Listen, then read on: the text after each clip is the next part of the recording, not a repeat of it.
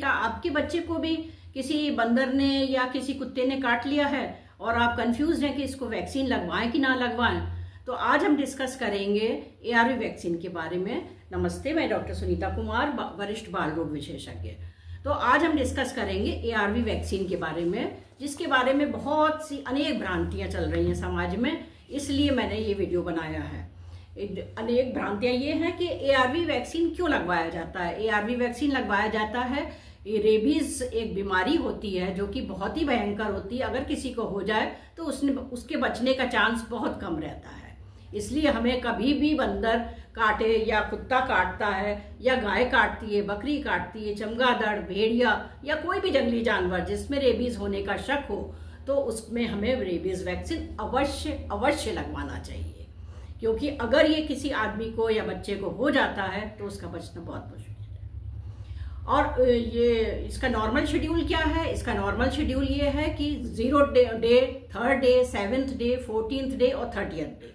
यानी 0 डे वो कहलाता है जिस दिन कुत्ता काटता है या बंदर काटता है या कोई भी पालतू जानवर काटता है, तो वो 0 डे कहलाएगा। और 3rd डे उससे काउंट करके हम लोग 3rd डे, 7th डे और 14th डे लगवाते हैं।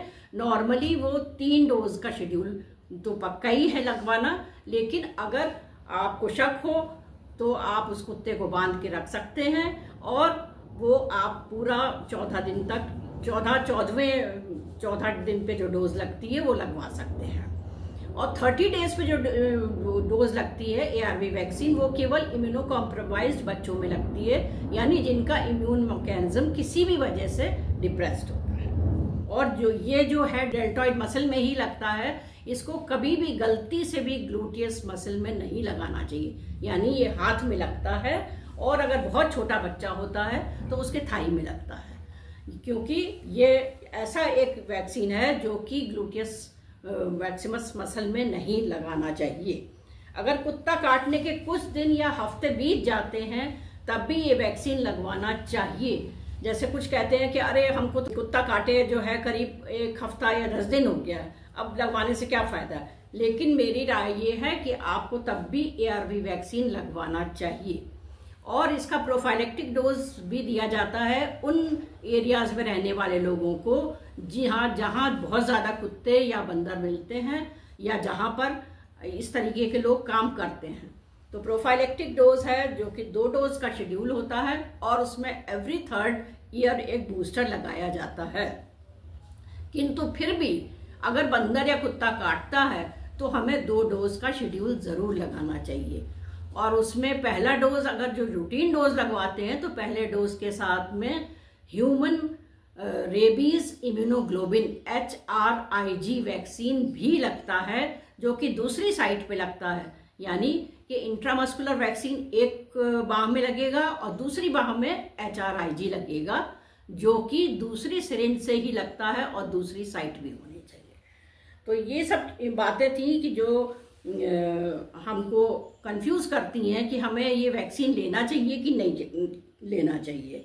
अगर कुछ हफ्ते भी बीत गए हों, कुछ दिन भी बीत गए हों, तब भी आप ये लगवाएं। और अगर आपने ये, जैसे कोई कहेगा कि पूछेगी कोई माँ कि मेरा बच्चे को कुत्ता काटा था 6 महीने पहले और मैंने पूरा इसको शेड्यूल लगवाया था, तो क्या मैं इसको फिर से लगवाऊं? तो मैं उसको यही सजेस्ट करती हूँ कि वो 2 डोज शेड्यूल लगवाएगी, जो कि एक रूटीन इम्यूनाइजेशन से फर्क होता है। यानी 2 डोज शेड्यूल लगवा के और हर तीसरे साल पे बूस्टर लगवाएगी।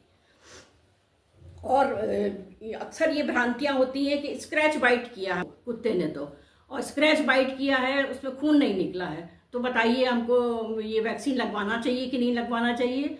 तो मेरी राय ये है कि अगर स्क्रैच बाइट है या बाइट भी हो रहा है या फिर किसी भी तरह से उसने चाटा भी है बहुत देर तक, तो फिर उसकी एआरवी वैक्सीन कंप्लीटली लगाना चाहिए।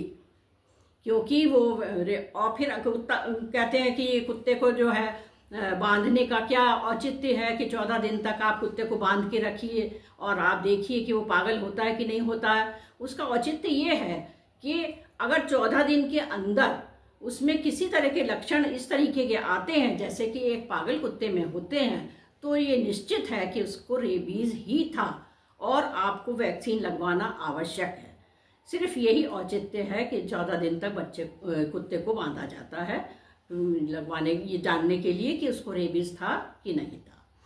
और मैं ये बताना चाहती हूँ कि आप ARV वैक्सीन किसी प्राइवेट उसमें शेड्यूल में या सरकारी शेड्यूल में शामिल नहीं है, किंतु फिर भी जब भी कुत्ता काटता है या बंदर काटता है या जो भी जानवर मैंने मेंशन किए हैं अगर काट लेता है तो आप उसको रेबीज वैक्सीन अवश्य लगवाएं। ARV वैक्सीन सारी सरकारी संस्थाओं में फ्री ऑफ कॉस्ट अवेलेबल है। धन्यवाद।